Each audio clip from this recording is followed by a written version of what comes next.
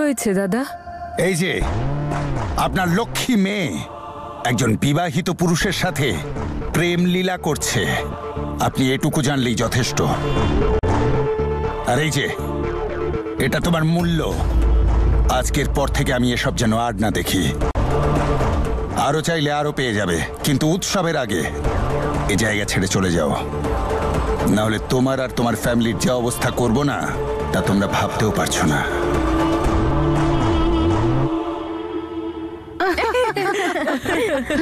ভালো হয়েছে তুই এসেছিস। দেখ বাড়িটা কেমন ঝলমল করছে, সবাই চুপচাপ ছিল, উৎসব বলে মনেই হচ্ছিল না। এখন যখন বাড়িতে ঝলমল করছে তখন একটু নাচ গান হয়ে যাক। হ্যাঁ হ্যাঁ আর বলতে।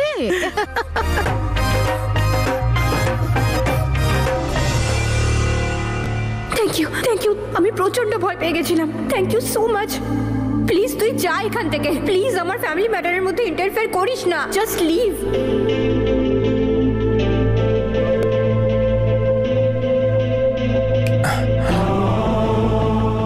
কি ভাবছিস ভাই? পার্টিতে এসেছি, কিছু বল।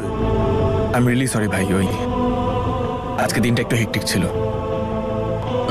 আচ্ছা শোন, আমার একটা খুব আর্জেন্ট কল করতে হবে, আমি এক্ষুনি কলটা করিয়ে আসছি। কোথাও যাবি না তুই? আমাকে একটা মিনিট বস না প্লিজ ভাই, এক মিনিট, একটা কল, খুব আর্জেন্ট কল।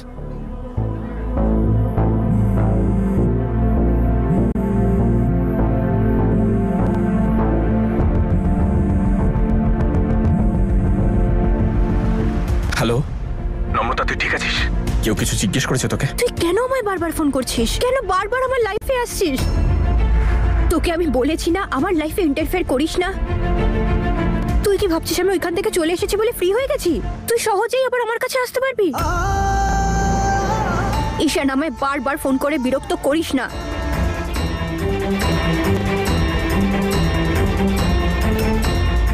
তুই আমাকে যা খুশি বলতে পারিস নম্রতা, কিন্তু এবার তুই নিজের বাড়িতে ফিরে এসেছিস, এবার তুই দেখে নিস, আমি সব ঠিক করে দেবো।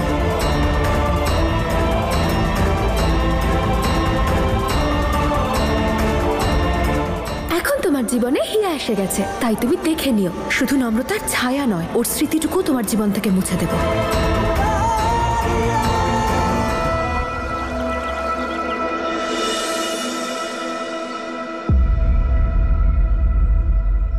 উপরওয়ালা লীলা খেলাও কি অদ্ভুত।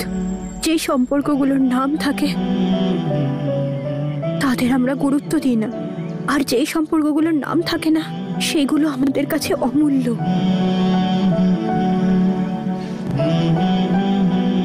আমি অনেক চেষ্টা করেছি মাম্মা, দুটো পরিবারের সম্মান, নিজের সম্পর্কগুলোকে মন থেকে ভালো রাখার চেষ্টা করেছি। এই জোর করে হওয়া সম্পর্কটাকে টিকিয়ে রাখার চেষ্টা করেছি, কিন্তু এবারে আমি আর পাচ্ছি না। তুমি তো একদম টিপিক্যাল ওয়াইফের মতো বিহেভ করছো। আমাদের মধ্যে স্বামী স্ত্রীর কোনো সম্পর্কই তো নেই। আজ অদিতির এই কাজের পরে এই সম্পর্কটাকে টিকিয়ে রাখার একতরফা চেষ্টা আমি আর করতে পারছি না। কিন্তু আমি দিদা দাদুকেও কিচ্ছু বলতে পারবো না। আমি ওনাদেরকে আর কষ্ট দিতে চাই না। তুমি বলো এবার আমি কি করব? আমি আর কিচ্ছু বুঝতে পারছি না। আমাকে একটা রাস্তা দেখাও মাম্মা।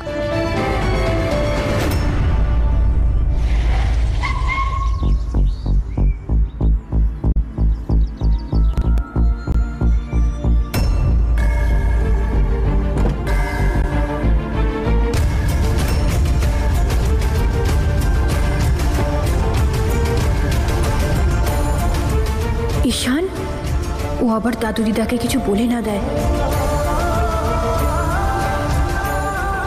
ঈশান প্লিজ কাউকে কিচ্ছু বলিস না। দাদু দিদা এটা সহ্য করতে পারবে না, খুব কষ্ট পাবে, ওরা ভেঙে পড়বে খুব।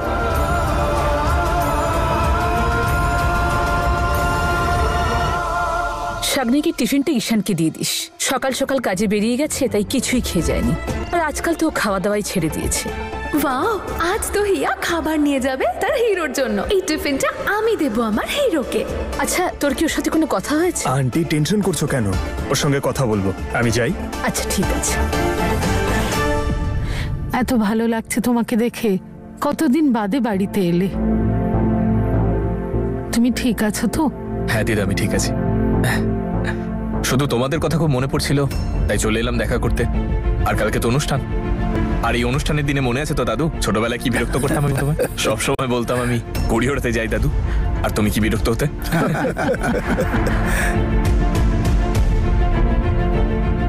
মনে হয় নম্রতা কিচ্ছু জানায়নি। নমস্কার দিদা। বেঁচে থাক বাবা, অনেকদিন পর এলি যে। তোমাদের সাহায্য করতে এসেছি। অনুষ্ঠানের জন্য কোনো কাজ বাকি থাকলে বলো না আমায়। আমাদের নম্রতাও সাহায্য করতে এসেছে। এমন সন্তান উপরওয়ালা সবাইকে দিন। বিয়ের পরেও আমাদের কথাও কত ভাবে।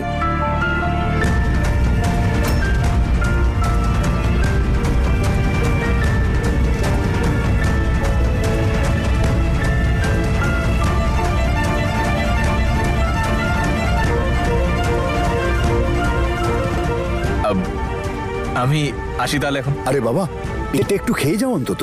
দাদু পরে এসে খাবো আমি, আর তাছাড়া আমাকে এখন ডিউটিতে যেতে হবে, তাই।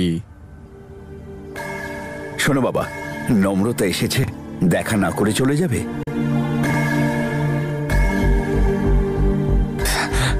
দাদু আসলে ডিউটিতে যেতে হবে, একটু আর্জেন্ট, না হলে আমি দেখা করতাম। আমি আসি এখন। আচ্ছা, ভালো থাকো। ঠিক আছে বাবা, ভালো থাকো।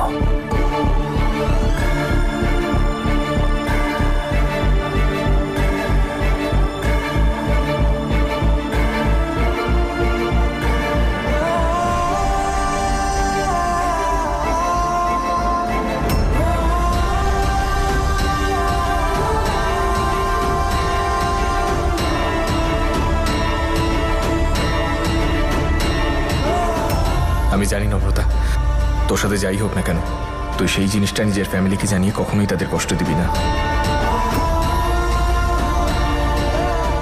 থ্যাংক ইউ ঈশান, কাউকে কিচ্ছু না বলার জন্য। দেখলে তোমরা, নম্রতা এখানে এসেছে, এটা জানার পরেও দেখা না করেই গেল, কারণ ও জানে যে ওর বিয়ে হয়ে গেছে। তাই এখন দেখা না করাটাই ভালো। কি বলেছ গো? খুব বুদ্ধিমান ঈশান। ও চায় না যে নম্রতাকে কেউ কথা শোনাক। যা হয়ে গেছে সেটা বুঝে নম্রতার সম্মান রাখতে চেষ্টা করছে।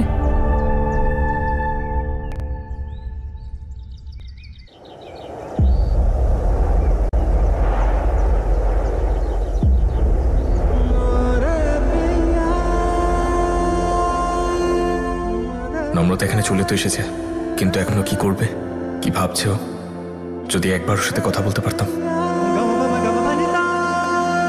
मेरा इश्क तू है सब यार, तू है दरिया भी, तू है मजेदार, तू है मेरी सुबह शाम, मेरी रात रात, हर लम्हे का हकदार तू है। और पिया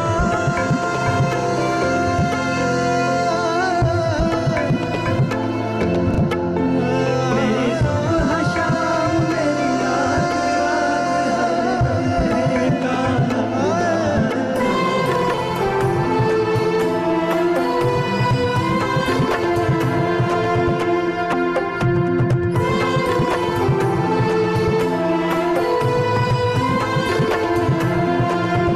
मेरा इश्क तू है सब यार, तू है दरिया भी, तू है मजेदार, तू है मेरी सुबह शाम, मेरी रात रात, हर लम्हे का हकदार तू है। और पिया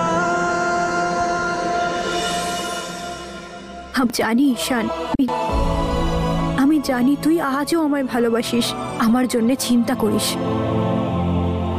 কিন্তু কতদিন করবি?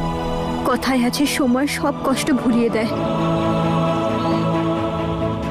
আমাদের ভাগ্য তো আমাদের দুজনকে আলাদা করেই দিয়েছে, কিন্তু সময় তোকে কিছুতেই কিছু ভুলতে দিচ্ছে না। আমি তোকে অনেক কষ্ট দিয়েছি ঈশান, আমার তোর কাছে ক্ষমা চাওয়া উচিত।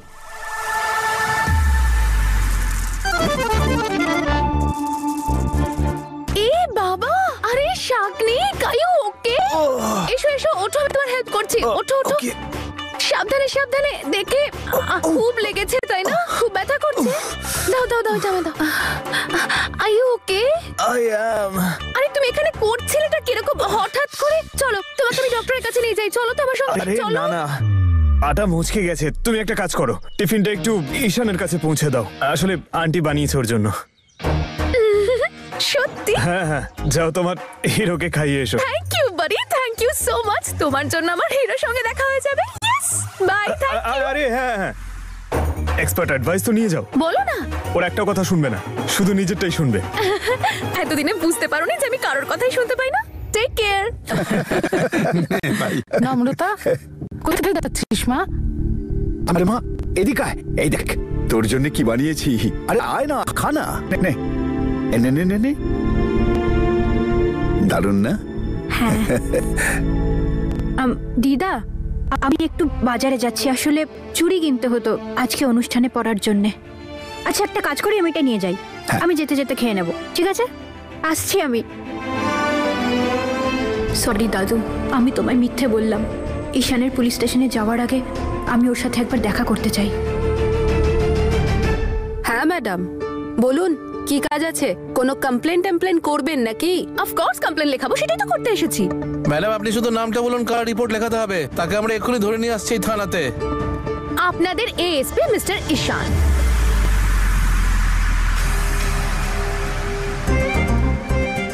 আপনারা এত ভয় পান ওকে? এদিকে আসুন, আমার কথা শুনুন। আমি আপনাদের স্যারের রিপোর্টে লেখাতে এসেছি। কেন? কারণ ও দিনকে দিন মনে করে না, রাতকে রাত মনে করে না, টাইমে বাড়ি আসে না, সময় মতন খাবার খায় না, নিজের একটু খেয়াল রাখে না।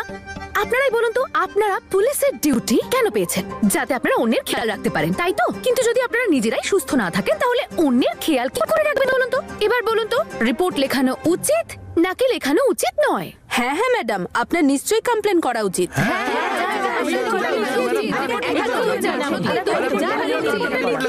বলুন বলুন।